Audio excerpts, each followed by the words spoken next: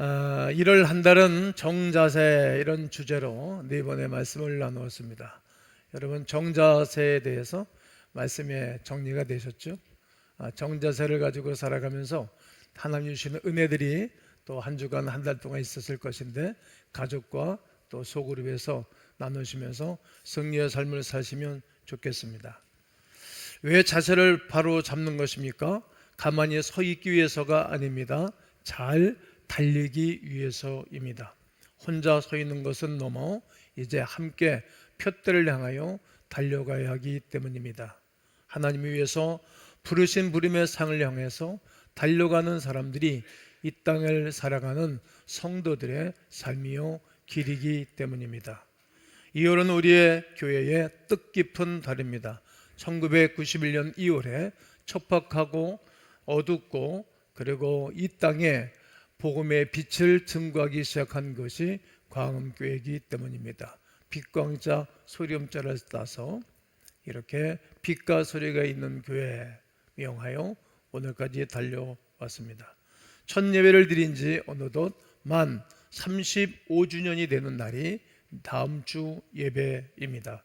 첫 예배 기념주일을 앞둔 오늘 저는 여러분에게 근본적인 질문을 하나 던지고 싶습니다. 도대체 누가 교회를 필요로 하는 겁니까?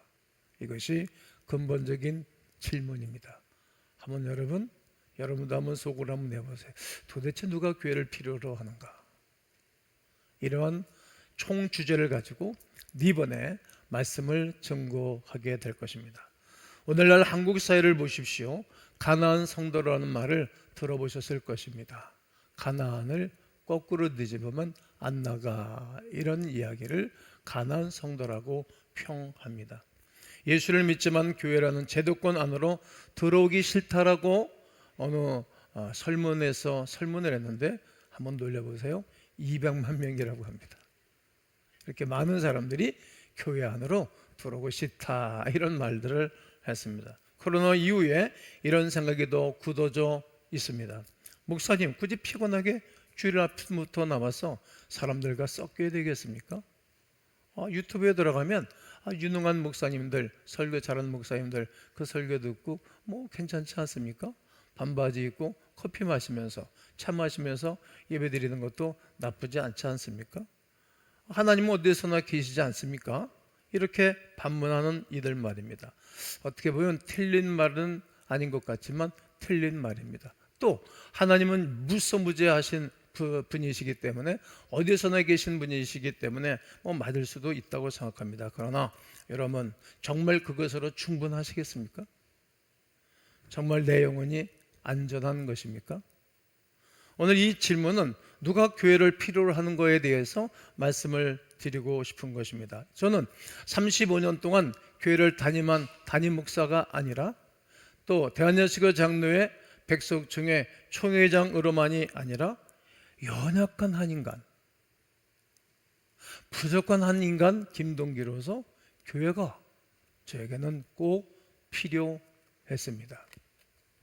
20대 초반서부터 교회는 나에게 새로운 길을 제시해 줬고 새로운 삶을 살게 해주셨고 40여 년 동안 하나님의 교회에 머무르면서 그때마다 나를 붙잡아주고 나에게 새 힘을 줬던 것은 교회였기 때문입니다. 바로 내가 필요했습니다. 나에게 교회가 필요했기에 나는 지금 이 자리에 서 있습니다. 나 혼자서는 이 믿음을 지킬 수 없기에 교회가 절실히 필요했습니다. 여러분은 아마 저의 이 설교를 한 37, 8번 설교를 듣고 난 다음에 여러분의 입에서도 동일한 고백이 흘러나올 것이라 믿어 의심치 않습니다. 예수님은 건물이 아닌 운동을 시작하셨습니다. 먼저 우리가 교회에 대한 오해를 풀어야 합니다. 많은 분이 교회를 건물이나 혹은 장소, 주일날 하루 정도 나와서 1시간 정도 종교 예식을 하는 것처럼 생각하는 분들도 있습니다. 그러니 건물 안에 안 가도 신앙생활 할 수 있다, 이런 논리가 나오겠지요. 하지만 예수님은 단 한 번도 그런 의미로 교회에 대해서 말씀하신 적이 한 번도 없습니다. 오늘 본문 마태복음 16장 18절을 함께 여러분 읽겠습니다. 시작.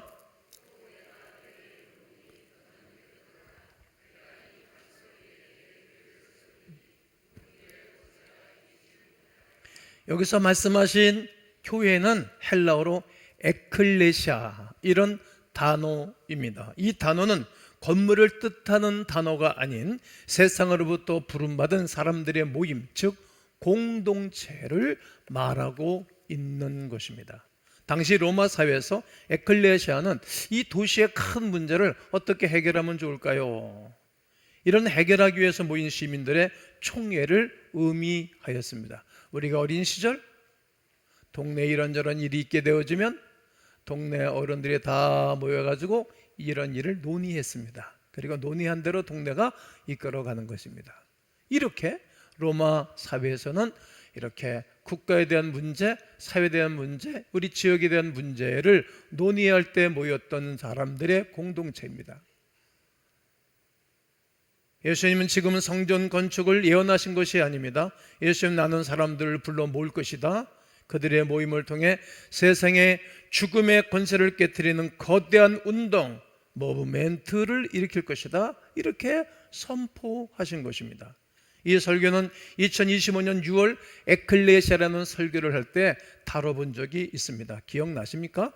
우리 가음교회 35년 역사를 뒤돌아보십시오. 1991년 2월 10일 4층 꼭대기에서 예배를 드렸습니다. 추웠습니다. 그리고 더웠습니다. 그리고 교회 조건이 많이 불편했습니다. 하지만 그때도 우리는 과음교회였습니다. 그리고 첫 번째 부평호동에 첫 번째 예배당을 건축했습니다. 부계동에 두 번째 예배당을 건축했고 세 번째 삼선 채플을 거쳤습니다. 그리고 세 번째 건축을 거쳐 우리는 이 아름다운 예배당에 와서 예배를 여러분과 제가 드리고 있습니다. 건축은 계속 변했습니다. 하지만 광음교회의 본질은 변하지 않았습니다. 왜입니까? 우리가, 여러분과 제가 바로 건물이기 때문입니다. 교회이기 때문입니다. 믿어지시죠? 우리는 움직이는 교회라는 거예요. 이것이 교회의 본질입니다. 건물이 아니라는 말입니다. 저와 여러분 예수 그리스도를 주로 고백하는 사람들의 모임이 바로 교회입니다. 그러므로 나는 하나님을 믿지만 교회는 필요 없다, 이렇게 말하는 것은 성립되지 않습니다. 그래서 나는 축구는 사랑하지만 축구에서 팀플레이는 하기 싫어, 이렇게 말하는 것과 같습니다. 혼자서 공을 찰 수는 있습니다. 그러나 팀이 필요합니다. 아무리 세계적인 훌륭한 축구선수 손흥민 선수를 할지라도 항상 그는 원팀을 강조했어요.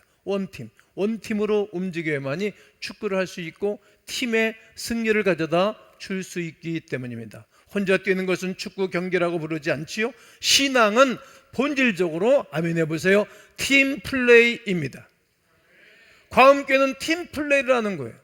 모든 부서도 팀플레이를 하고 모든 기관도 팀플레이를 하는 것입니다. 모든 하나님의 사람들이 모일 때에는 홀로 무슨 힘이 있겠어요? 이것이 교회입니다. 예수님은 우리를 독불장군으로 부르지 않으셨습니다. 에클레시아, 곧 팀으로 부르셨다는 말입니다. 팀에 합류해야 될 것을 군우이 여러 성경에서 우리에게 권면하고 초청하고 있는 바입니다. 성도는 복수가 기본입니다. 마태복음 18장 20절을 다 함께 읽겠습니다. 시작. 두세 사람이 내 이름으로 모인 곳에는, 그렇습니다, 많은 분이 신앙을 나와 하나님과 1:1 관계하라고 말합니다. 물론 그렇습니다. 예수 그리스도는 개인의 구세주로 영접해야만이 구원을 받습니다. 구원은 개인적입니다. 하지만 신앙생활은 나홀로 할 수 없습니다. 오늘 40명 다 되는 성가대원들이 찬양을 했는데 이게 혼자 되겠어요? 팀이에요, 팀. 주의자, 반주자, 성가대장, 총무, 파트장, 이들이 함께 유기체로 팀으로 움직이는 것입니다. 신앙생활은 홀로 불가능한 것입니다. 하지만 성도라는 단어를 우리는 잘 살펴봐야 되는데 이 성도라는 단어를 복수로 사용하고 있습니다. 에베소 2장 19절을 읽습니다. 시작. 그러므로 이제부터 너희는 외인도 아니요 나간데도 아니요 오직 성도들과 동일한 시민이요 하나님의 권속이라. 그렇습니다. 너희는 이게 복수이고, 성도들과 복수를 쓰고 있고, 권속, 이것은 가족이라는 말입니다. 여러분, 가족 없는 자녀가 있습니까? 부모 없이 형제 자매가 성립이 되고 세워지게 되는 것입니까? 집도 없는 고아처럼 신앙생활할 수 없는 것을 성경은 우리에게 말씀하고 가르치고 있는 것입니다. 그래서 고백할 수밖에 없는 것입니다. 나는 교회가 필요했다. 나는 교회를 통해서 받은 은혜와 사랑과 복이 많이 있다. 이렇게 고백하는 거예요. 한번 이렇게 한 3번 정도 외쳐보면 좋겠어요. 나는 교회가 필요했다. 교회가 필요했다. 시작.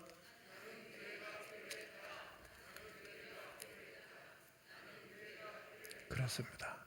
교회가 필요했어요.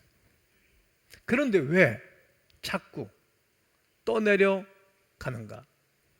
그렇다면 예수님께서 왜 우리를 혼자 두지 아니하시고 굳이 모임으로 묶으셨을까요?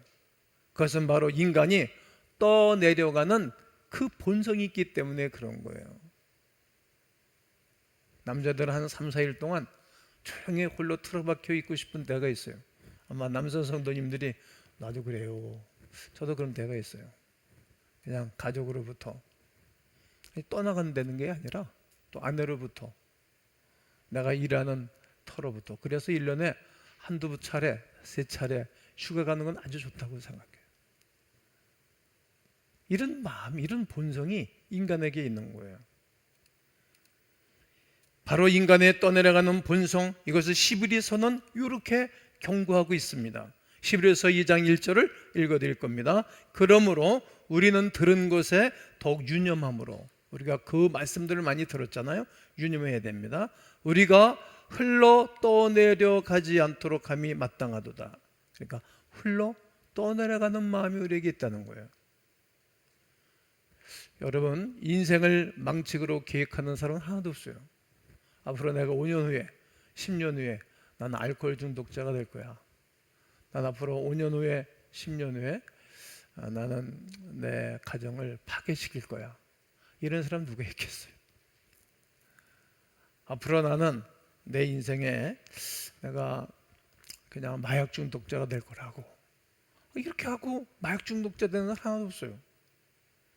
나는 내 믿음을 팔아먹을 거야, 이렇게 계획하고 사는 사람이 있습니까? 아마 여러분들 중에 한 분도 없을 것이라 생각합니다. 그런데 왜 수많은 사람들이 믿음을 잃을까요? 왜 가정이 깨질까요? 왜 깨트립니까? 왜 삶이 무너집니까? 어떤 것 때문에 그런지 아십니까? 떠내려가기 때문에 그런 것입니다. 해가 닷을 내리지 않고 가만히 있으면 어떻게 됩니까? 제자리에 있습니까? 아닙니다. 슬금슬금 무트로부터, 육지로부터 멀리 떨어져서 넓은 바다에 가서 유리하다가 풍랑의 삼킴을 받게 되는 것입니다. 조류에 휩쓸려 먼 바다로 떠내려가 자기의 모든 것들을 멀리 떠나고 잃어버리게 되는 격입니다. 우리의 신앙도 마찬가지 아닙니까? 7월 1월 달에 정자세에 대해서 말씀을 나눴습니다. 정자세에 대해서 우리가 말씀과 삶을 붙잡았다고 해서, 하지만 혼자 세상으로 나가보십시오. 바쁜 일상, 치열한 경쟁, 유혹하는 문화라는 거센 조류가 우리를 자꾸만 밀어내는 거예요. 이번 주는 피곤하니까 좀 푹 자자, 푹 쉬자. 남들도 다 적당히 사는데 꼭 이렇게 유별나게 내가 살아야 돼? 유별나게 내가 광신적으로 신앙생활 해야 된다고? 그럴 수 없어. 나도 좀 적당히 살자. 이런 생각들이 우리를 조금씩, 아주 조금씩 누구로부터? 하나님께로부터 멀어지게 만듭니다. 혼자서는 이 조류의 힘을 이겨낼 수 없습니다. 아무리 의지가 강한 사람도, 아무리 성경 지식이 많은 사람도 고립되면 떠나가는 것입니다. 저는 총회장으로서 한국교회 수많은 지도자들을 만나고요, 큰 지도자, 큰 교회 지도자도 만나고 적은 교회 지도자들도 만납니다. 큰 교회 성도님들도 만나고 적은 교회 성도님들을 만나기도 합니다. 그런데 넘어지는 분들이 공통점이 있습니다. 어떤 것인지 아십니까? 영적 고립입니다. 툭 떠나 있어 혼자 고립적인 생활, 고립적인 삶을 사는 것입니다. 자신을 붙들어줄 공동체가 없다 보니까 혼자 있는 거예요. 파도가 칠 때 속수무책으로 또 내려가는 것을 보았습니다. 그래서 저에게는 교회가 필요했습니다. 목사인 저도 때로는 낙심이 찾아올 때도 있습니다. 때로는 목사인 저도 기도가 막힐 때가 있습니다. 그때 저를 붙들어 준 것은 제 의지가 아니었습니다. 새벽마다 강단을 적재는 권사님들의 기도 소리가 저를 붙잡아 준 것입니다. 그리고 제 손을 꼭 잡고, 목사님 힘내세요, 내가 기도하고 있습니다. 그러한 목사님들이 계셔서 또 힘을 얻곤 합니다.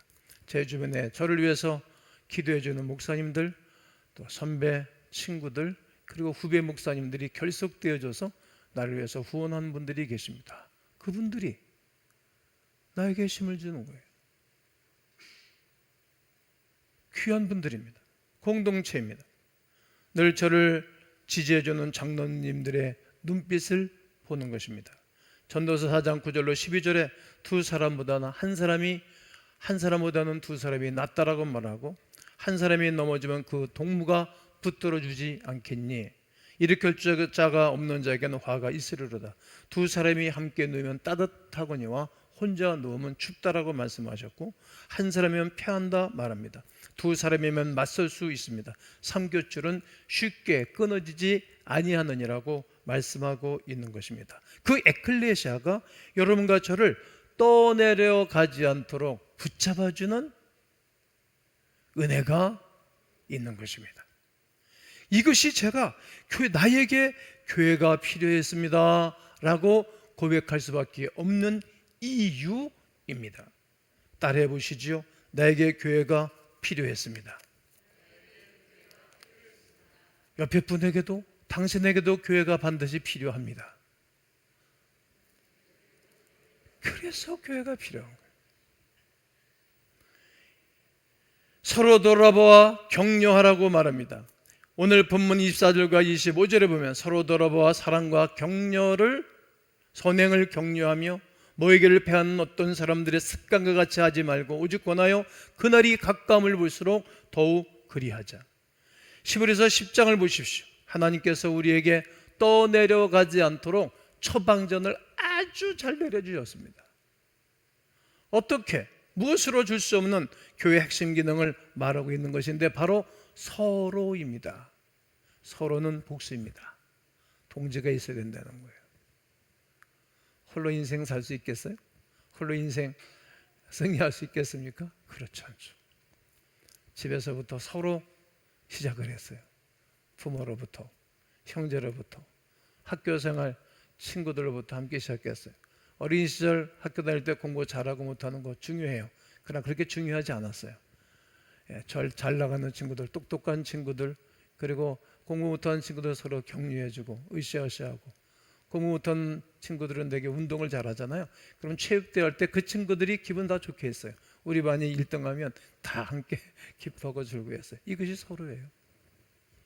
사람들은 우열을 가리고 사람들은 선과 후를 가리지만 그러나 하나님을 보실 때는 그렇지 않아요. 서로입니다. 서로 돌아보아 유튜브를 비롯한 개인의 신앙생활에 집중하는 것 감동을 줄 수 있을 거라고 생각해요. 지식을 전달받을 수 있을 거라고 생각해요. 새로운 정보도 얻을 것이라고 생각합니다. 하지만 성도가 아플 때 누가 여러분을 찾아와서 기도해 줄 수 있겠습니까?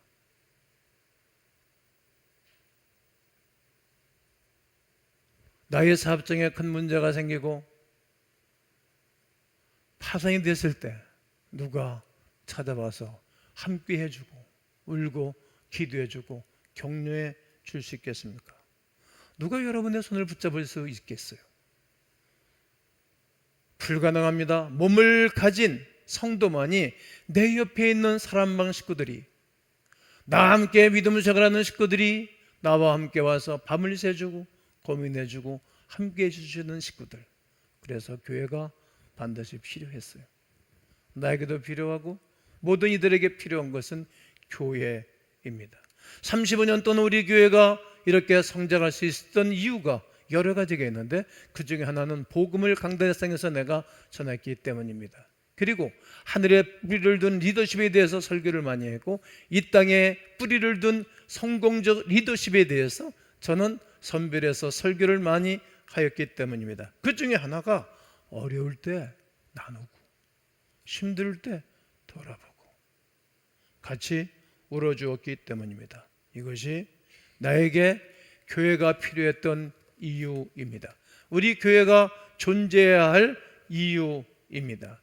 나는 오늘까지 여러분과 제가 그렇게 살았고 저도 그렇게 살았거니와 앞으로도 그러한 사역, 그러한 섬김이 있어야 할 줄로 믿습니다. 사랑과 선행을 격려하며, 여기서 격려라는 말의 어원은 아주 강한 언어입니다. 파록시스모스, 이런 단어입니다. 이것은 자극하다, 찌르다, 이런 뜻이에요. 따라해봐요. 자극하다, 찌르다. 혼자 신앙생활 하면 편합니다. 누가 말하는 사람도 없고, 누가 아무것도 안 하면 편하겠죠. 누가 죄를 지어도 아무도 모르고 적당히 살아도 아무도 뭐라 하지 않을 것입니다. 하지만 그것은 사망의 길을 걸어가는 것입니다. 교회는 거룩한 간섭이 있는 것이 교회예요. 가정도 엄마 아버지가 거룩한 간섭이 있어야 아이들이 잘못된 길로 가지 않을 거 아니겠어요? 잘못된 길로 걸어가도 그냥 내버려둔 부모는 그게 좋은 부모입니까? 온전한 길을 걸어가지 않아도 그냥 아무런 말도 안 하는 목사가 그 좋은 목사입니까? 그렇지 않은 거예요. 하나님도 그렇지 않으신 분이세요. 그렇습니다. 교회는 거룩한 간섭이 있는 곳입니다. 내가 잘못된 길로 가려 할 때, 집사님 그러면 안 돼요. 왜 그러세요? 이렇게 파록시스모스, 찌르는 거예요. 이렇게 말해주는 영적 가족이 있는 것이 교회입니다. 권사님, 우리 다시 기도해야죠. 다시 한번 힘을 내세요. 옆구리를 쿡 찔러주는 지체가 있어야 내 영혼이 잠들지 않습니다. 내 영혼이 깨어나고 새로워집니다. 내 영혼이 새롭고 또 하나님의 커다란 은혜를 받을 수 있는 기회가 주어지는 것입니다.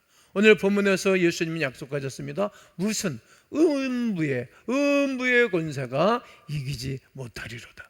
이것이 우리가 모여야 하는 강력한 이유입니다. 할렐루야!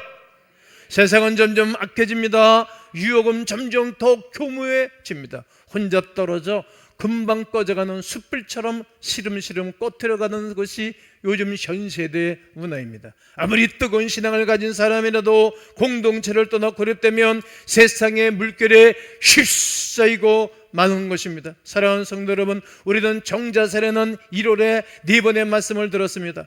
혼자 거울 보고 그 완전한 정자세가 가능합니까? No, 전혀 불가능합니다. 우리가 지난달에 아무리 영적 자세를 잡았어도 혼자 서 있으면 비바람에 다 무너지고 또 깨워지는 것입니다. 거친 파도가 치는 현장에서 팔로 팔을 붙잡고 스크립을 짤 때 비로소 완성되는 것입니다. 어떻게? 이렇게 말이죠. 광흥 교회, 광흥 교회.